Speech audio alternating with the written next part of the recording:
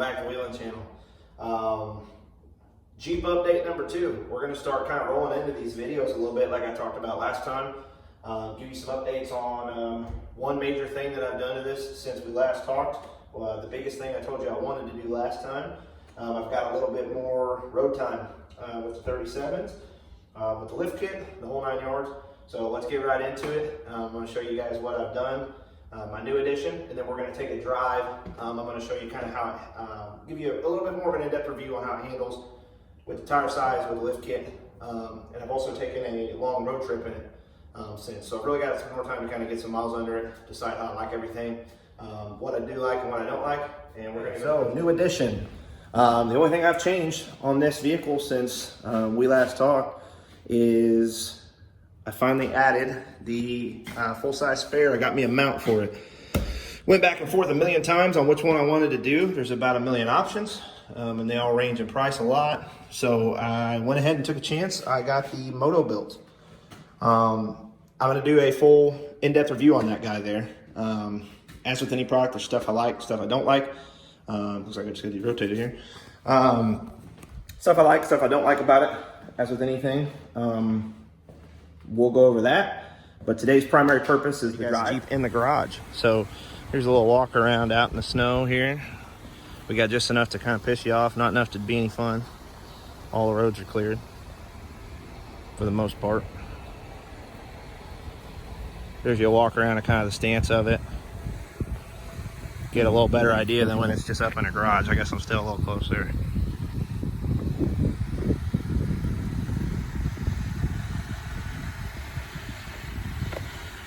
There you go.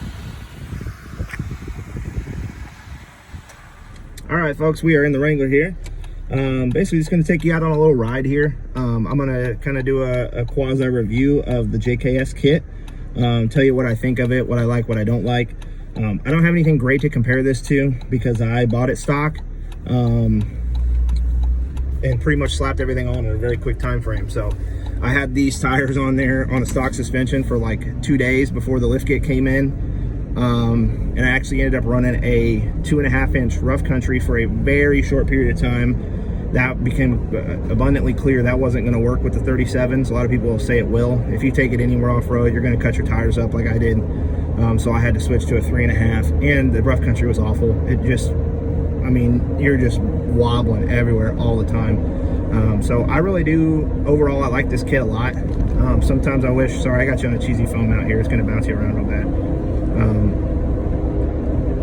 You always wonder, you know, is it worth spending the money on something super high-end like a rock crawler or a long arm kit or a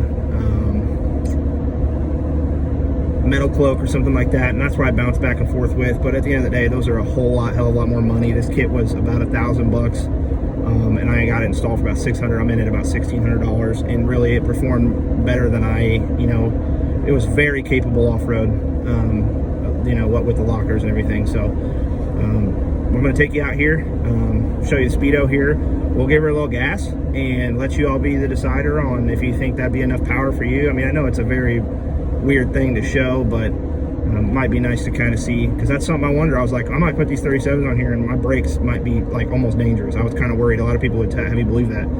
That's not what I found out, but that's up for you to decide.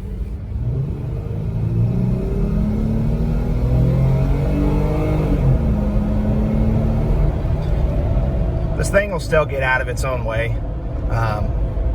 It's never going to be a race car. It's not why you buy a Jeep. You don't buy a Wrangler because you love to see the dreaded windshield crack. It finally got me. You don't buy a Wrangler because you're looking for a race car. You buy it because you can take the damn roof off and the doors. So at least that's why I got it. But I mean, as far as the lift kit goes, it drives down the road pretty straight. You know, I haven't really determined whether it's a byproduct of the lift kit or if it's a byproduct of the fact that it's literally a box on wheels. But either way you look at it, on the highway, you kind of got to babysit it a little bit. But I don't have any god-awful steering wheel shakes or anything like that. Part of that may be contributed due to the fact I have the dual steering stabilizer as well from rough country. I never had this lift and wheels and tires without that. I had it done at the exact same time because I didn't ever want to feel a death wobble. But overall, I'm very impressed with the kit. It rides about as good as I think you can expect a lifted Jeep to do, something on this kind of size. not a little 33 or something. So I'm very impressed with the JKS kit overall. So overall, like I say, for the money, big fan of the kit. It performed very well off-road, performs pretty good on-road for what you can expect. I think you got to manage your expectations a little bit with it on a big mud tire. Steering pretty capable. I just drove it 1,607 miles, essentially round trip to Estes Park, Colorado, and behaved pretty well on the road for me. It's a box on wheels. You get out in the middle of the God's country in the middle of Kansas, and you got those high wind signs. You got to babysit it a little bit on the highway. You're not gonna fall asleep at the wheel in this thing. I'll say that. But overall, very impressive. My braking, I'm not gonna do a crash test for you guys on the braking, but I'll just tell you that really not a tremendous difference to me. I mean, I've had it done a while, so maybe I'm just, obviously your brakes are better on a stock tire or 35 even. But to me, the difference between the two is not huge. So if you're thinking 35 versus 37s, braking probably wouldn't be the biggest factor to me. These are original factory brakes. They got a little squeak to them. They're probably even ready to be changed. And I don't have any complaints braking for this thing. If you've ever driven anything lifted, you know that you're going to lose some performance right out the gate. But I can't complain. So that's kind of my 2 cents on the drive. If you guys think of something else that you want to see product-wise, I'm going to start rolling those out over the next few days and weeks. We also have some really cool stuff coming to the channel. I bought another truck. I was originally going to flip, and I took a bath on that one. Motor's bad, so we're going to be either doing a motor swap or pay somebody to do a motor swap or something. Maybe I'll just jump it off a cliff. I really don't know yet. We'll see what happens with that.